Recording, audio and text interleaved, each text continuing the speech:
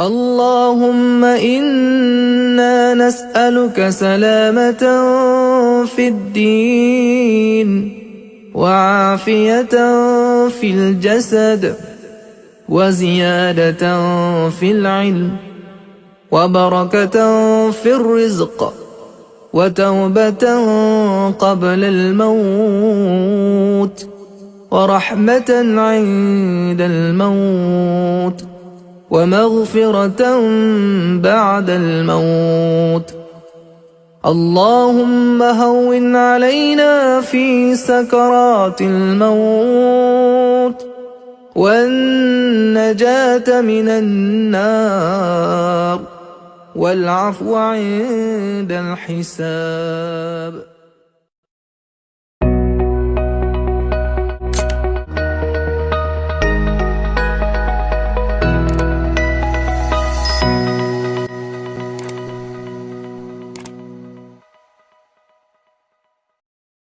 Allah jelaskan di ayat itu apa keinginan orang yang sudah mati. Apa keinginan orang yang sudah mati, sudah masuk kubur, sudah lihat mungkar nakir, sudah dibertanyakan Rabbuka, Madinuka, Man Nabiyuka, dan sudah melihat gelapnya kubur, sudah melihat sempitnya kubur, tidak ada siapa-siapa yang membantu, hanya satu dia mohon kepada Allah.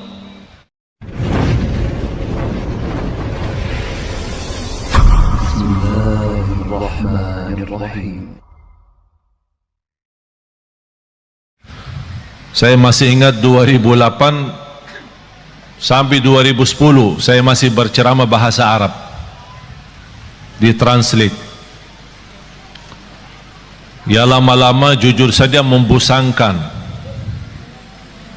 Awal-awalnya orang semangat mendengar, tapi lama-lama bosan ini. Apalagi yang terjemahin tidak begitu semangat seperti semangat penceramahnya. Tapi subhanallah 2010 saya ingat pertama kali saya berceramah bahasa Indonesia. Bahkan waktu itu masih bahasa lucu. Sampai ada seorang ibu, mudah-mudahan ceramahnya begini aja, jangan lancar, supaya lucu katanya. Tapi subhanallah sedikit demi sedikit, saya tidak pernah ambil kursus bahasa Indonesia atau belajar bahasa Indonesia. Tapi saya selalu berdoa, ya Allah berikan kepada saya kemudahan bahasa yang bisa difahami. Faham enggak? Alhamdulillah. Kalau lancar tidak faham ya susah juga kan?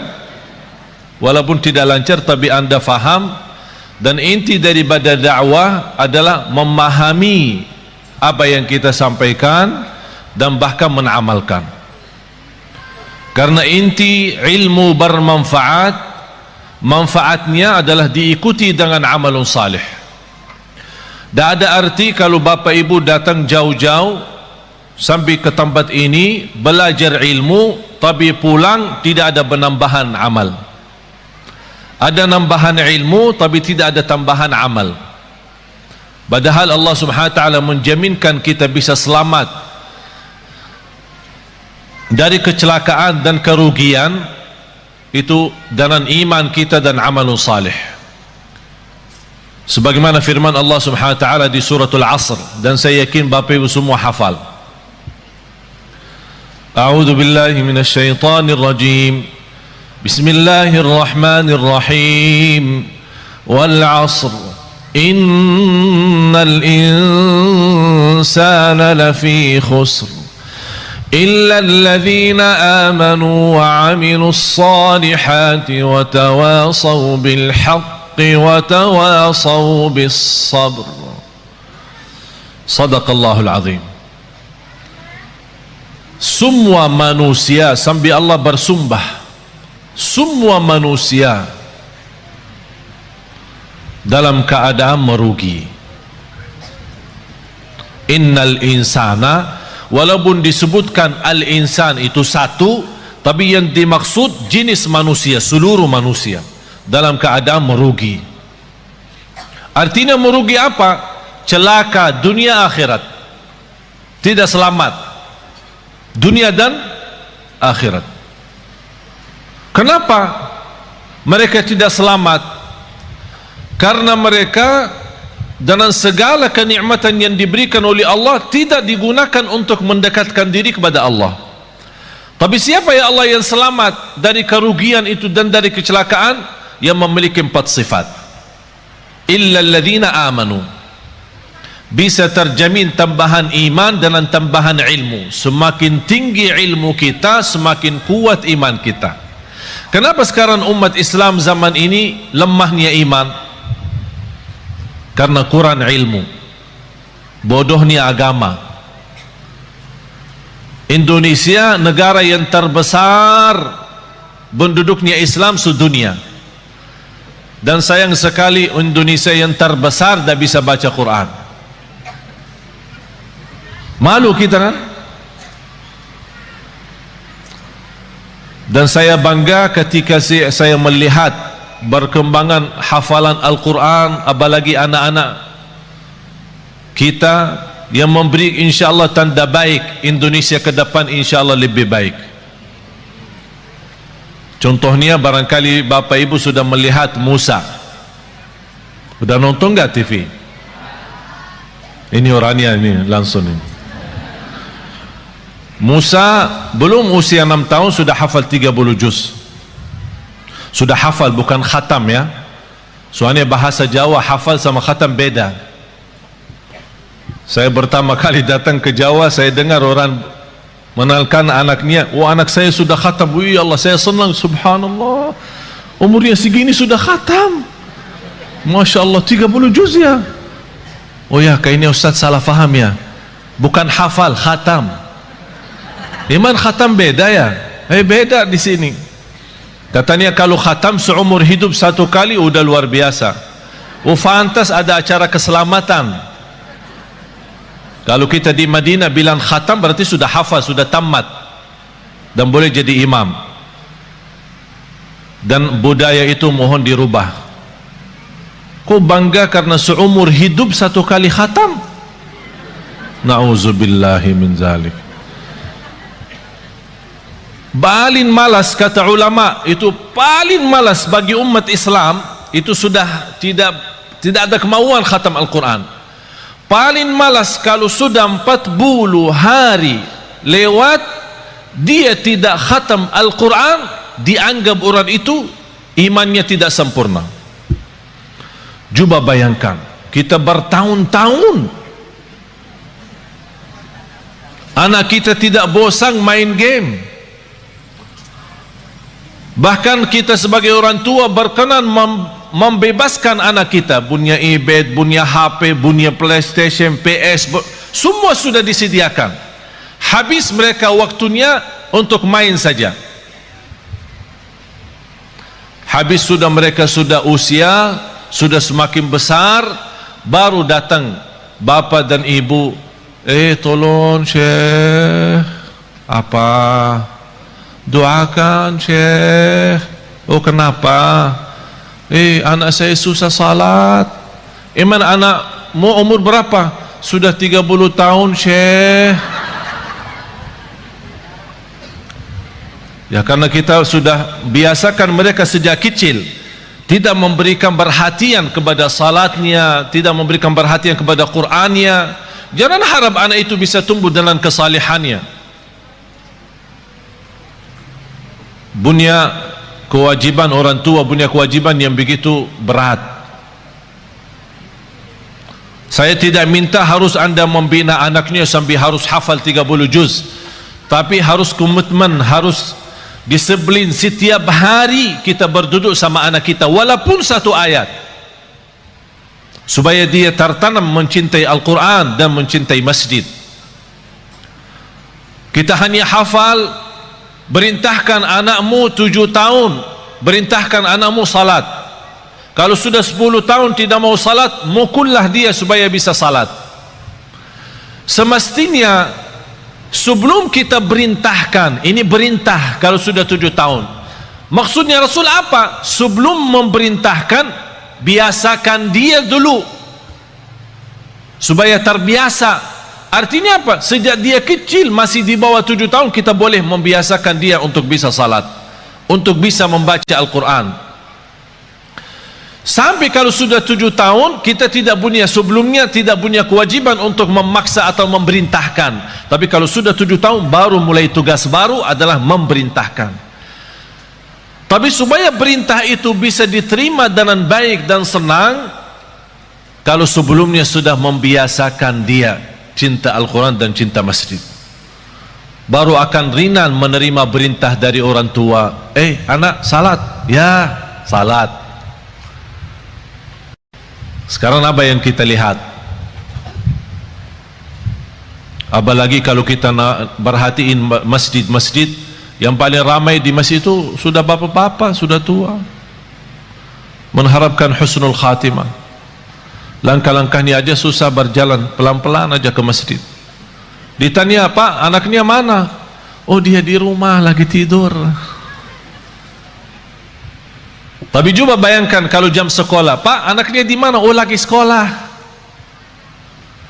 Karena kita membiasakan kalau bangunin dia subuh, ketika salat subuh tidak begitu kita menaturkan dan komitmen supaya dia bisa menjaga salat subuh, apalagi di masjid. Ayo nak, bangun nak, sudah azan nak. Ya, kedinginan, ngantuk. Oh, ngantuk ya, ya udahlah, malah ditutupin selimutnya lagi. Pas jam sekolah jam 7, bangunin lagi. Ayo nak, bangun. Masih ngantuk. Bangun sekolah. Wih, marah sekali. Pas sekolahnya marah.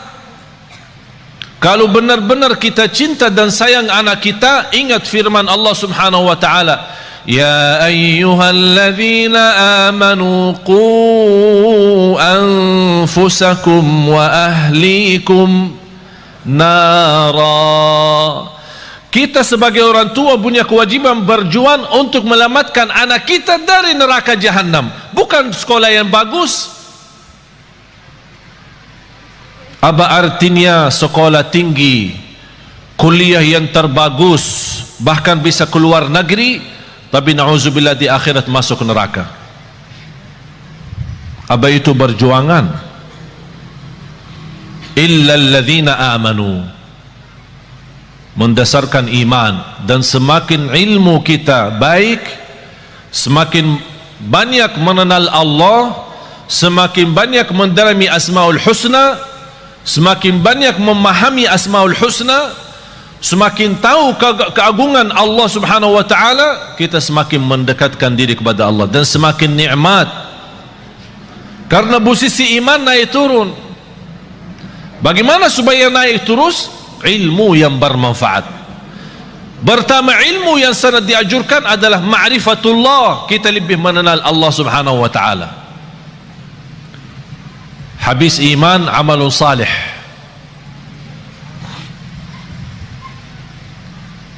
Dan amal salih itu kalau tambah iman tidak ada arti. Bapak Ibu, amalun salih tambah iman tidak ada arti. Ada enggak orang kafir dermawan? Ada. Terus masuk surga? Kenapa? Dia baik, dermawan, suka bantu yatim, padahal dia non muslim. Bantu yatim, bahkan bisa salurkan uang bangun masjid. Tapi amalan itu tidak ada arti amal salih dan kebaikan karena tambah iman, tidak ada iman. Tapi karena Allah adil, tidak ada balasan baginya di akhirat, tapi tetap karena adilnya Allah, Allah balas kebaikannya di dunia. Biarpun dia orang kafir, dia berbuat baik, Allah balas kebaikannya. Sehat, sukses usahanya, lancar. Dan adil Allah SWT. Tapi bagi orang beriman, Allah berikan 2 kali, di dunia dan di akhirat. Itulah kelebihannya iman. Oleh karena itu kalau kita membaca Al-Quran, selalu amal salih terlibat dengan iman. Amanu wa amilu, amanu wa amilu. Kalau tidak ada iman, tidak ada arti amal salih. Dan amal itu harus salih, bukan semua amal. Ada orang mewakafkan tanpa jualan minuman keras lillahi ta'ala. Amal kan? Saya nawaitu beramal. Oleh karena itu tidak boleh dinamakan amal jariyah, tapi dinamakan sedekah jariyah. Karena amal jariyah, amal yang dimaksud macam-macam, ada yang baik, ada yang buruk. Wa amilus salihat.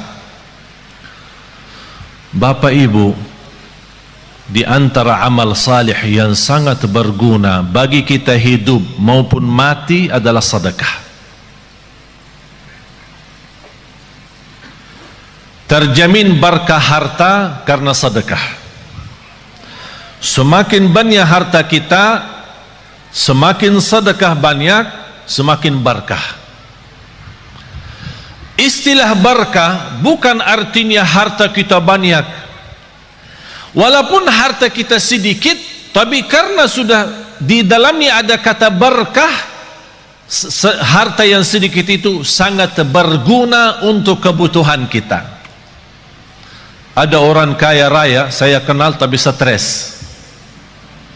Kaya raya, punya pesawat pribadi, rumahnya di mana-mana. Pas ketemu sama saya, pas isi acara di rumahnya, habis mulai tamu keluar, dia ajak saya ke dalam.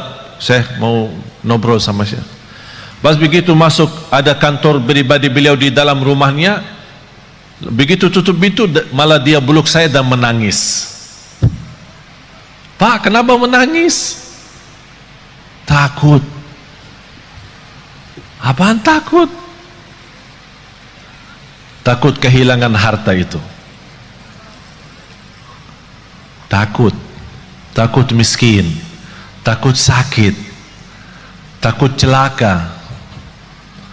Hartanya bisa sampai 7 turunan belum tentu habis, triliunan, tapi takut. Oleh karena itu Bapak Ibu, hidup sederhana apa adanya jauh lebih nikmat daripada berlebih-lebihan. Oleh karena itu orang yang salih, salah satu tanda kesalihannya, harta yang dia sedekahkan jauh lebih banyak daripada yang dia simpan. Tapi dasar itu bisa menjadi ringan, sedekah lebih banyak daripada yang kita simpan adalah iman yang kuat. Tapi kalau imannya lemah, mana bisa? Saat bersedekah aja dia hitung-hitungan. Kalau diajak rame kumpulin sedekahnya, dia buka dompetnya, ada isinya 1.000, 10.000, ada 100.000. Yang keluarinnya mana? Tidak apa-apa, jujur saja, tidak apa-apa. Katanya walaupun sedikit tapi ikhlas. Salah tuh. Itu dulu, masa dulu. Sekarang rubah perkataannya, lebih baik banyak tapi ikhlas daripada sedikit tidak ikhlas. Harus banyak. Bapak Ibu, saya ceritakan sesuatu tapi bukan, insya Allah bukan riya. Seumur hidup saya sampai titik ini, saya tidak pernah zakat mal. Heran ya, kok bingung Ustaz tidak zakat sih? Kita diajurkan suruh zakat, kok Ustaz tidak zakat? Seumur hidup sampai titik ini saya tidak pernah mengeluarkan zakat setiap tahun. Kenapa? Karena saya tidak suka simpan duit. Kalau tidak ada duit bagaimana ada zakat? Ada zakat kalau ada nisab kan? Ada nisab, ada haul. Kalau tidak ada nisabnya mana boleh zakat? Dan aku heran terhadap seorang yang Allah berikan kelebihan rezeki, Tapi saat dia berzakat dan sedekah itu sepertinya merasa takut kembali miskin. Wallahi, hidup miskin di dunia lebih baik daripada hidup miskin di akhirat. Kenapa? Karena hidup miskin di dunia seberapa lama pun tetap namanya sebentar. Tapi kalau di akhirat, kaya selama-lamanya atau miskin selama-lamanya, tidak ada batas. Oleh karena itu bahagia seorang yang saat dia bersedekah, dia sudah ingat, saya lagi isi tabungan akhirat saya, supaya nanti kalau saya hadap Allah hari kiamat, rekening akhirat saya masih banyak. Subhanallah, luar biasa. Oleh karena itu sedekah termasuk salah satu amalan yang sangat berguna bagi orang yang hidup maupun mati. Sampai ada sahabat, ya Rasulullah, ibu saya meninggal, apa yang harus saya bisa berikan kepada ibu yang berguna padahal ibu saya sudah meninggal? Kata Rasulullah, bersedekah. Bahkan Bapak Ibu tolong simpan surah Al-Munafiqun, surah 63 ayat 10. Surah 63, tolong simpan ya, ingat ya, jangan lupa. Surah 63 ayat 10. Allah jelaskan di ayat itu apa keinginan orang yang sudah mati. Apa keinginan orang yang sudah mati, sudah masuk kubur, sudah lihat mungkar nakir, sudah dibertanyakan Rabbuka, Madinuka, Man Nabiyuka, dan sudah melihat gelapnya kubur, sudah melihat sempitnya kubur, tidak ada siapa-siapa yang membantu, hanya satu dia mohon kepada Allah.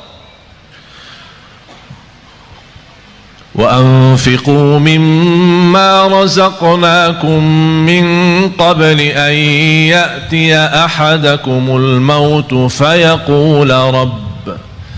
فيقول رب لولا أخرتني إلى أجل قريب فأصدق وأكن من الصالحين. Ketika manusia menghadapi kematian dan bisa menyebutkan keinginannya dan cita-citanya, ya Allah, tundalah kematianku, ya Allah, kembalikanlah aku dari kubur supaya aku bisa bersedekah kembali. Bukan bisa salat malam, bukan bisa baca Quran, bukan bisa puasa Isnin Kamis, bukan bisa berbakti baik sama orang tua, bukan supaya saya bisa haji umrah, bukan saya bisa nikmati Ramadan. Semua itu baik, tapi satu yang dia sebutkan, supaya saya bisa bersedekah kembali. Kenapa? Ulama menjelaskan, kenapa orang yang menghadapi kematian dan masuk kubur ingin kembali ke dunia untuk hanya bisa bersedekah lagi? Karena dia sudah lihat begitu dahsyat pahala sedekah yang telah dia berikan. Oleh karena itu dia mengharap, ya Allah, kalau memang begini, tolong kembali lagi ke dunia, tundalah kematianku supaya harta yang saya masih simpan bisa saya habiskan di jalanmu. Allahu Akbar. Sedekah itu luar biasa. Bahkan saking indahnya sedekah itu, Allah berikan satu pintu khusus namanya babus sedekah di surga. Jadi ada orang punya kelebihan apa? Ini ada babus sedekah masuk. Seperti Sayyidina Uthman. Sayyidina Uthman ibn Affan yang terkaya. Tahu enggak Bapak Ibu, ada satu cerita barangkali Bapak Ibu pertama kali mendengar. Sampai sekarang jarak kita antara kita sama Sayyidina Uthman 1400 tahun. Sampai sekarang ada satu rekening di bank di kota Madinah atas nama Uthman ibn Affan radhiyallahu anhu. Sampai sekarang. Itu apa? Beliau kan orangnya dermawan, suka bersedekah. Di antara sedekahnya dia menwakafkan sumur air yang dimiliki oleh orang Yahudi. Orang Yahudi ketika di zaman Rasul, orang Muslim mau minum, dia jual mahal. Jadi orang yang mampu bisa beli, orang yang tidak mampu tidak bisa. Kata Sayyidina Uthman begini, satu hari saya bayar, satu hari saya bayar untuk umat Islam. Jangan tolak orang, biar apapun, seberapapun diambil, biarkan saja. Dan satu hari untuk kamu. Jadi kontrak, satu hari buat saya, satu hari buat kamu. Tapi apa yang terjadi? Di hari giliran Sayyidina Uthman, orang Yahudi suka mensusahkan orang Islam untuk menambil air. Beralasan air hari ini kurang, air hari ini tidak lancar, air hari sumurnya tidak begitu penuh. Banyak macam alasan membuat orang merasa kesusahan. Dapat berita oleh Sayyidina Uthman ibn Affan radhiyallahu an, langsung datang ke orang Yahudi, saya tawarkan, saya mau beli sumur itu. Orang Yahudi cintaannya harta. Dia berkata, kalau berani ya saya bayar, saya jual mahal, mahal banget. Tapi karena Sayyidina Uthman radhiyallahu anhu tidak pernah menghitung-hitungan kalau saat di jalan Allah, berapapun harta, berapapun biayanya, saya yang beli. Begitu sudah jadi membeli sumur air itu, kata Sayyidina Uthman, ya Rabbi, saksikan sumur ini wakaf lillahi ta'ala sampai hari kiamat. Sampai titik ini penghasilan sumur air sama kubun, ada satu kubun namanya kubun Sayyidina Uthman, dibeli sama, karena bukan hanya sumurnya, dibeli kubunnya, kubun kurma. Semua penjualan hasil kurma daripada airnya di mana-mana pun masuk ke rekening Sayyidina Uthman. Sampai dia meninggal dunia masih ada bergilar hartanya, terus berjalan. Subhanallah. Bapak ibu, sedekah itu luar biasa, terjamin husnul khatimah dengan sedekah. Wallahi tidak ada orang yang istiqamah dan cinta sedekah pasti dapat husnul khatimah. Selamat dari kecelakaan, selamat dari kematian buruk. Kalau kita bilang kecelakaan termasuk kebakaran, bahkan disebut dalam hadis selamat dari kematian mendadak. Karena salah satu ciri hari kiamat, akhir zaman, banyak meninggal dunia mendadak. Pas naik mobil meninggal, pas lagi makan meninggal, mendadak namanya. Supaya selamat dari mendadak, jangan sampai kita mati dalam keadaan buruk maupun mendadak, jagalah sedekah. Allah lindungi dari kematian mendadak, dari kematian buruk, dari kematian kecelakaan. Bahkan sedekah itu menjaminkan ridha Allah. Sedekah itu membadamkan kemurkaan Allah. Kalau Allah lagi murka sama kita, Allah marah sama kita, supaya Allah angkat kemarahannya lewat apa? Bukan haji, umrah, puasa, tidak ada, sedekah. Terjamin terhapus dosa kita lewati sedekah. Semua yang saya sebutkan ada lebih daripada 100 manfaat daripada sedekah. 100 manfaat. Bahkan sedekah itu bisa menjadi berkah bagi keturunan kita. Siapa yang ingin punya anak salih salihah, jagalah sedekah. Siapa yang ingin berbakti baik sama orang tua, walaupun orang tua sudah meninggal dunia, lewati sedekah. Oleh karena itu Bapak Ibu, setiap anda bersedekah dimanapun, tolong jangan lupa nawaitu untuk orang tua. Bahkan ada satu riwayat diceritakan ketika orang tua meninggal dunia, mereka dalam keadaan susah, dihantarkan oleh malaikat membawa cahaya kepada mereka. Begitu mereka melihat munculnya cahaya dari jauh, mereka membuka matanya dan memperhatikan, itu dari mana cahaya itu? Cahaya yang menenangkan. Malaikat menjawab, ini cahaya sedekah anakmu. Subhanallah. Bahkan sedekah termasuk salah satu amalan yang melindungi kita dari siksa kubur. Semua kita akan sama-sama masuk siksa kubur. Semua akan masuk kubur. rumah kita yang baru. Tahu nggak rumah yang baru? Belum ya? Belum pernah ke sana ya? Belum. Biasa kalau kita mau beli rumah, kita biasa survei kan? Survei, senang beli, tidak senang cari yang lain kan? Kuburnya rumah kita yang baru. Sudah disurvei belum?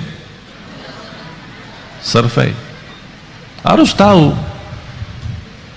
rumah saya yang baru di mana, posisi saya di mana nanti, tetangga saya siapa, apakah dekat jalan raya atau dekat mall. Tahu, harus tahu kuburnya di mana. Wallahi Bapak Ibu, salah satu yang membuat kita mudah bersedekah, kita ingat kubur rumah kita baru. Kita ingat. Kalau kita ingin, saya minta sekali aja. Biasanya kalau di Indonesia malam minggu libur, jadi orang-orang mengajak keluarga senang-senang, makan malam di mana gitu, berhiburan. Kalau di Surabaya kemana? Biasanya malam minggu ya, ke mall ya. Ya udah sekali-kali malam minggu di kubur, ajak ke. Apalagi kubur di Indonesia sudah gelap, gelap alami ya, bukan masuk ke dalam, di luar aja sudah gelap. Jadi enak, suasana enak, duduk aja, tidak usah panjang lebar, duduk aja, duduk. Apalagi kalau di samping kubur lagi terbuka, wow, luar biasa tuh, biar bisa pandangannya enak. Subhanallah, masa ini rumah saya ukurannya berapa sih? Ya boleh sekarang ketawa, boleh ketawa, tapi Allah saja yang maha tahu bagaimana keadaan kita nanti di dunia kubur.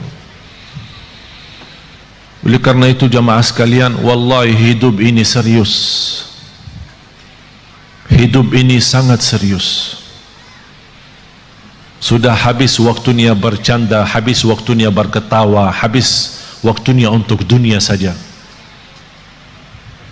Dan banyak ciri-ciri, semakin banyak ciri hari kiamat, itu memberikan tanda hari kiamat semakin dekat. Bahkan yang lebih dekat adalah kematian. Tidak ada yang bisa jamin berapa sisa umur kita. Sekarang kalau saya bertanya, yakin hidup atau yakin mati? Bukan yakin hidup, yakin mati daripada yakin hidup. Kenapa? Karena tidak ada yang bisa jamin hidup sampai besok. Tapi bagi orang yang bersedekah, kapanpun dijemput kematian, dia siap. Dan saya minta bukan sedekah yang biasa-biasa, tapi sedekah yang luar biasa. Jangan kita sedekah biasa tapi minta ya Allah berikan rezeki yang luar biasa. Harus kita juga adil. Harus kita adil. Allah akan berikan yang luar biasa kalau kita juga bersedekah yang luar biasa. Wallahi Bapak Ibu, yang namanya harta bukan yang kita simpan, tapi yang harta sesungguhnya adalah yang kita memberi. Itulah yang namanya harta kita. Tapi yang harta kita simpan, wallahi bukan harta kita. Karena besok meninggal dunia dinikmati oleh ahli waris. Bahkan bisa ahli waris salah guna dan dosanya kita tanggung. Saya punya teman, keluarganya hampir 7 tahun bersaudara, pecah kakak adik, tidak bersalaman, tidak bersilaturahim, tidak, ini sebab harta. Teman saya di Mahkamah Agung menceritakan ada keluarga 20 tahun mundar-mandir ke mahkamah, urusan harta belum selesai, 20-an tahun. Harta menyakitkan, harta memecahkan. Apa guna harta kalau seperti itu? Na'udzubillah. Harta yang berguna, yang membuat kita senang, yang membuat kita bahagia, itulah yang namanya harta nikmat. Oleh karena itu kata Rasulullah, sebaik-baik harta di tangan hamba yang salih. Sebaik-baik harta di tangan hamba yang salih. Kenapa di tangan hamba yang salih? Karena hamba yang salih tidak pernah salah guna harta itu. Bahkan dia menjadikan harta jembatan menuju ridha Allah, menuju surga Allah. Jangan anda berkata, saya tidak bisa berikan apa-apa. Dan saya tidak minta bapak ibu sekarang sebelum anda pulang udah kosongkan rekening semua, blokir, habiskan, transfer semua isi rekeningnya kepada Yayasan Nurul Hayat. Saya tidak minta anda sekarang buka tasnya, habiskan semua yang ada isinya.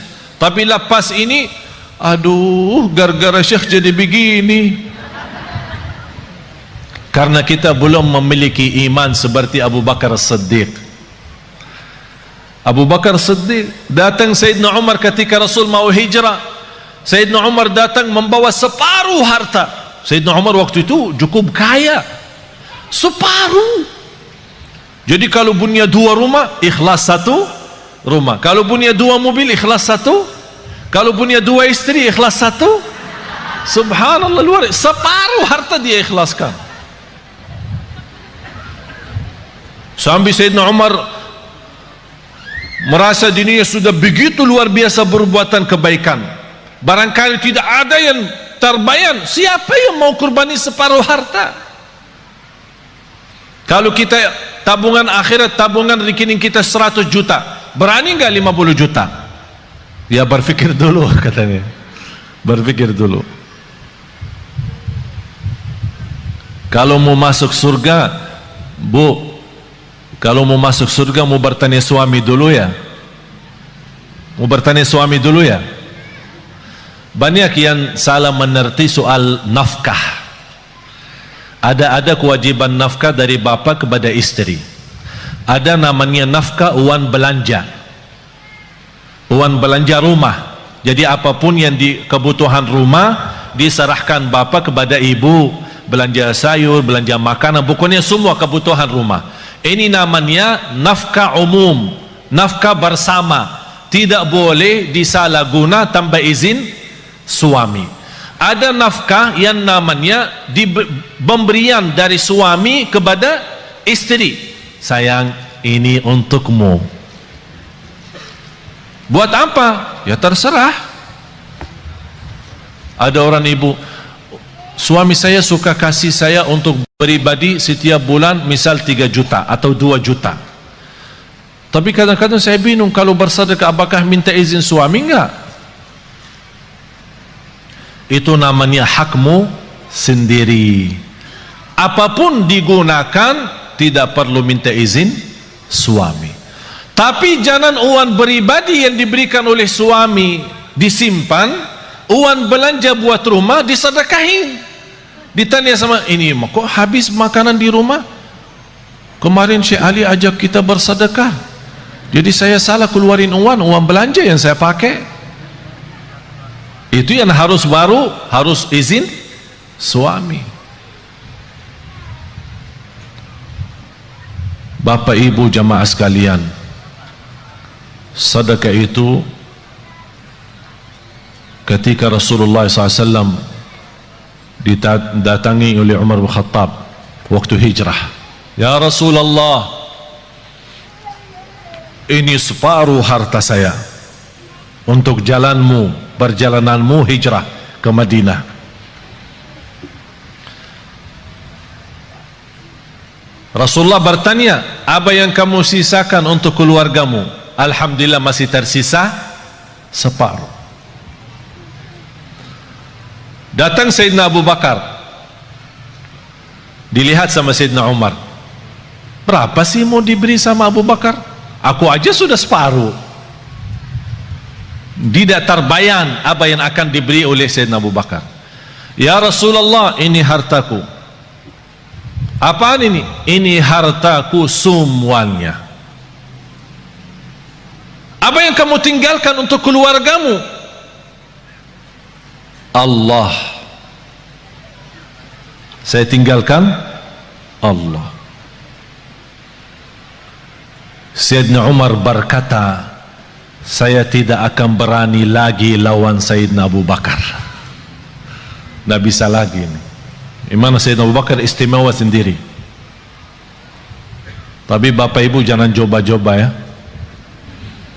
Datang ke Yayasan Nurul Hayat, ini harta saya semua. Terus buat keluarga, saya tinggalin Allah. Gila loh. Dianggap gila. Tak wajar. Tapi yang saya minta Bapak Ibu, boleh anda bersedekah, tapi tolong sekali-kali kita tunjukkan sedekah yang terbaik. Segala sesuatu kalau berlebihan, ujung-ujungnya tidak baik selain sedekah. Walaupun berlebihan, tak ada rugi.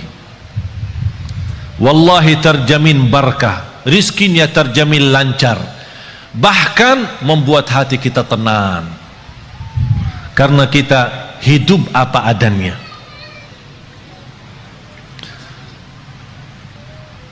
Ada satu amalan yang saya harap Bapak Ibu bisa amalkan. Dan sebenarnya saya selama di Indonesia, saya melihat gerakan zakat di Indonesia cukup luar biasa. Tapi kenapa semakin banyak zakat mal, tapi semakin bertambah kemiskinan? Padahal kalau kita lihat susunan rukun Islam, mulai syahadat, salat, zakat, puasa dan haji, terletak zakat di situ sebagai salah satu rukun Islam karena ujungnya untuk meningkatkan ekonomi umat. Tapi karena kita salah gunakan zakat, salah membagi zakat, menjadi akhirnya yang menerima zakat tetap menjadi tukang minta. Seperti beberapa waktu lalu di bulan puasa terjadi di Surabaya, membagi zakat 5.000. Sampai di kampung itu gesa-gesa orang, ada yang terinjak, ada yang terluka karena katanya zakat beroran 5.000. Ada di satu daerah 20.000. Ini bukan namanya zakat. Dan bukan begitu ajaran Islam untuk menjalankan zakat. Saya pernah diajak sama orang kaya kepada salah satu pesantren. Dia bawa uang banyak. Bayanan saya, dia musarahkan kepada pesantren untuk kebinaan. Pas begitu sampai di sana, dia minta anak-anak santri dikumpulkan. Semuanya antri satu persatu dan dia kasih mereka 50 beroran. Habis itu dia minta sama, ya Syekh tolong ikut bantu bagi. Tidak mau saya bagi, karena bapak itu salah menjalankan zakat seperti ini. Zakat itu lebih baik kita membina seorang, 2 orang, 3 orang, tapi bina total sejak dia kecil sampai besar. Dia anak yatim sampai dia tamat sekolah, bahkan kuliah sampai dia bisa mandiri sendiri. Itulah namanya zakat yang bisa membuat orang lain bisa hidup mandiri, bahkan besok dia bisa memberi zakat daripada menerima zakat lagi. Kalau kita kenal keluarga miskin, kita bisa memberikan modal bisnis dengan kontrol. Kita buat program dan kita tetap kontrol mereka supaya tidak salah guna modal itu. Insya Allah yang pertama menerima modal dari zakat, besok dia sukses dan maju usahanya, dia akan memberikan zakat. Sampai datang satu waktu seperti Sayyidina Umar ibn Abdul Aziz, orang bawa zakat, wahai Amirul Mukminin, kami punya uang zakat tapi tak ada yang terima. Ternyata karena semua penduduk di zaman Umar bin Abdul Aziz adalah memberi zakat, tak ada yang menerima lagi. Kenapa? Karena zakat saat itu betul-betul untuk membina, bukan hanya sebatas bagi. Oleh karena itu saya harap termasuk Yayasan Nurul Hayat, tolong difikirkan bagaimana cara orang-orang yang kita lihat dia baik, salih, salihah, tapi dibutuhkan pimpinan, dibina mereka supaya mereka bisa berusaha sendiri, berbisnis sendiri, apapun yang mereka mampu, apa itu dalam jahitannya, apakah itu dalam masakan makanan, apa itu, apa saja kemampuan mereka, kita bisa support mereka dalam modal zakat. Nanti dari situ awal-awalnya bisa 1 tahun 2 tahun dia tetap menerima, tapi besoknya insya Allah terjamin dia akan memberi. Akhirnya lama-lama semakin sedikit berkurang menerima, semakin banyak bertambah memberi.